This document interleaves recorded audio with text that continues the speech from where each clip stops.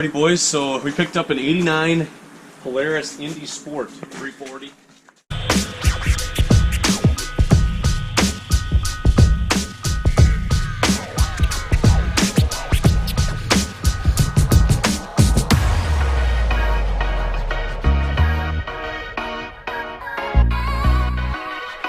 Anymore. So I put a new fuel line on. The impulse line was full of oil.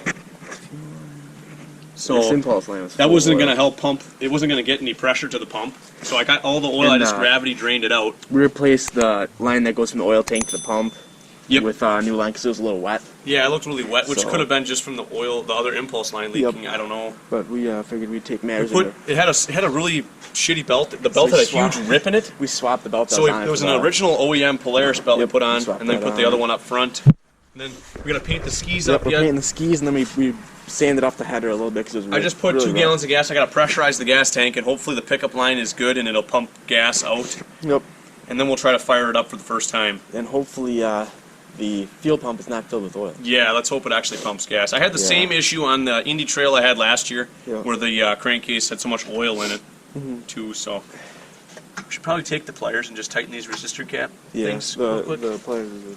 But this thing has 1,300 miles on it. Yeah, we're hoping. As long as the bearing isn't out. It looks like it's legitimate miles. But yeah, it does. It's very clean.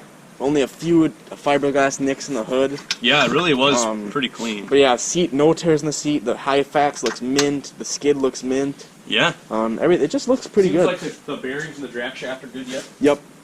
Motor's tight. Yeah, I mean it definitely isn't like all womped out. Pretty decent compression, I'd say. Yeah. I'm trying to pressurize the gas tank. Yeah. Hopefully 2 gallons is enough. Yeah. OSHA approved right here, guys. Oh, yep, gas came out. Taste that one? Oh, it's coming out of the pump, yep. So right now we're going to try to just choke it and see if it'll fire, see if it'll draw up gas. And then hopefully the kill switch works in case something happens. But otherwise you have to hop on this thing and ride her out. Yeah, we need to... Pumping gas.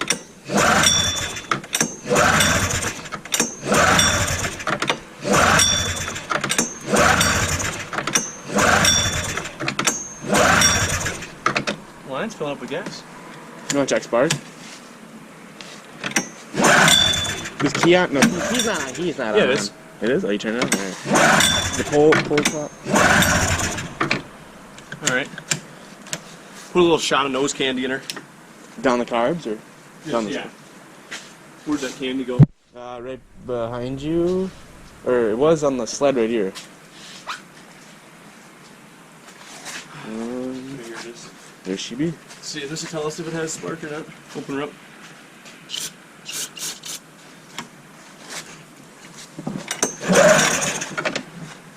There the choke off.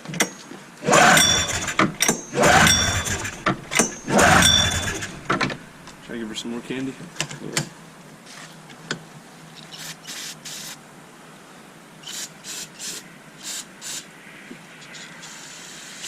You want me to hit the throttle when you pull it or no? No, that'll be alright.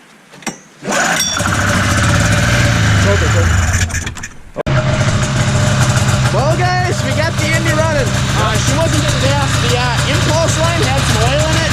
Yep. The oil injection, so we took the line off and then Mike pressurized it a little bit. We pressurized the tank and Mike blew on the tank and I let no air in the line to put the lines on with the gas. Right. So we couldn't get any air in there and then yeah, she's literally running good. Yep. Idling good. Brakes work. Yeah. Speedo works, brake light, tail light, headlight. See if the hot grips work. Probably take a while. Yeah. And there's we need a grip. Yep, we need a grip here. But yeah, we got running, boys. So basically what happened with this guy, he said he had a fuel delivery issue. Well, when they sit on these Indies, I've had this the second time it's happened to me. Impulse line fills up with oil. It won't pump clear pressure to the pump to pulse the diaphragm. You're just trying to press. You're trying to push the oil into it. You're trying to push through the oil to get the gas to pump through the lines. And that's why you'll see it come a little bit, and it won't go. Yep. So then I drained it out 2 times, and I sucked out the oil by mouth. Yep. I siphoned the oil out of it. And one of the fuel lines was completely yanked, right? Yeah, we replaced it. Yeah, so we replaced the one fuel line. Also pressurize the tank. Yeah, pressurize the tank, take out the cap, blow on with your mouth, or if you have an air compressor with a big enough nozzle, or you stuff some rags in there, you can blow on the tank, and that'll push some air through. But yeah, she definitely has good acceleration. Definitely sounds good.